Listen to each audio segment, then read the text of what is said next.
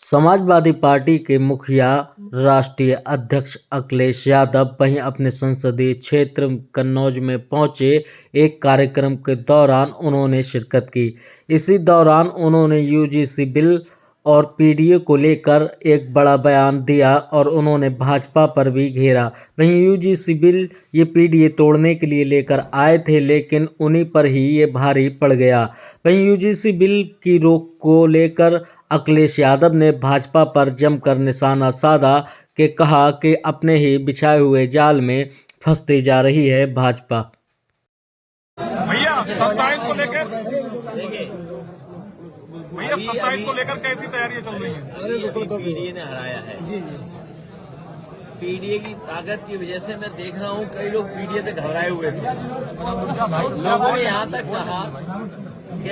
यहाँ तक कहा कि पीडीए की वजह से यूजीसी ले आए। बीजेपी वाले बड़े खतरनाक हैं। ये दूसरे का नुकसान करने के लिए अपना भी नुकसान करना चाहते हैं। तो इसलिए इनकी बातों में मत आओ।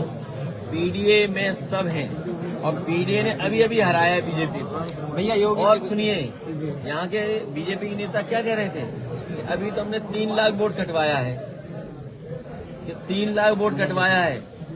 यहाँ बीजेपी के नेता बोल रहे थे और फिर कह रहे थे और जिलों में और कटवा देंगे।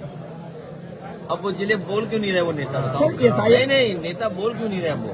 सर, एसआईआर से कितने फायदा हुआ? आपको हुआ कि बीजेपी को? नहीं, हमारे कार्यकर्ता मेहनत कर रहे हैं और मैं अपने कार्यकर्ताओं को और मेहनत करना। नहीं तो ये बीजेपी के लोग अधिकारियों से मिलकर, चुनाव आयोग से मिलकर के आपके हमारे वोट कटवा देंगे। अगर आपके हमारे वोट कट गए, क्योंकि वोट कटवाना चाहते हैं बीजेपी नहीं। ये हमारा पत्रकार साथी सही अच्छे सवाल पूछ रहा है।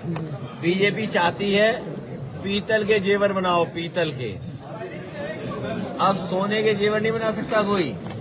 बीजेपी चाहती है कि पीतल के जेवर पहनो, नकली जेवर पहनो। बताओ, सोना खरीद सकते हो? नहीं। चांदी खरीद सकते? बड़े लोग खरीद सकते हैं। नहीं, ये नहीं चाहते गरीब अपनी बेटी की शादी में, घर परिवार की शादी में कुछ जेवर दे दे। हमारे पत्रकार साथी ने सही सवाल उठाया। अब ये जेवर भी नहीं खरीद सकता कोई। ये जो अब से बीजेपी वालों ने सोना इकट्ठा करना शुरू किया है, तब से ये महंगाई सोने की बढ़ गई है। सर, 22 के चुनाव में पहुंचाओ। अगर मुसलमान रिक्शा वाला 5 रुपए मांगे तो उसको 4 रुपए दो।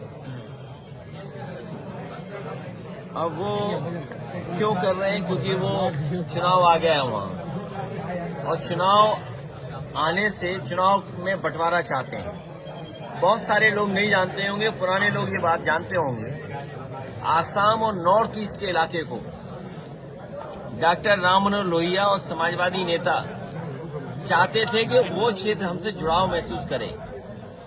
उसका नाम उर्वश्यम भी होना चाहिए था, क्योंकि सांस्कृतिक रूप से, सामाजिक रूप से, आर्थिक रूप से और भावनात्मक जुड़ाव बढ़ाने के लिए हम लोगों को उधर उर्वश्यम इलाका कहना चाहिए था।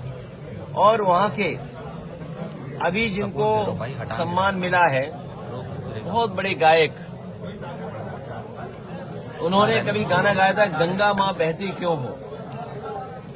आप हम लोग जानते हैं गंगा कितनी साफ हुई है। तो जो बुनियादी सवाल है कि हमें किसान की पैदावार की कीमत देनी है, आलू के किसान की मदद करनी है, बिजली सस्ती देनी है, तो हम तो उनसे कहेंगे कि बीजेपी के लोग बिजली सस्ती कर दें। झगड़ा लगाने से अच्छा है बिजली सस्ती कर दें। भैया क्या योगी से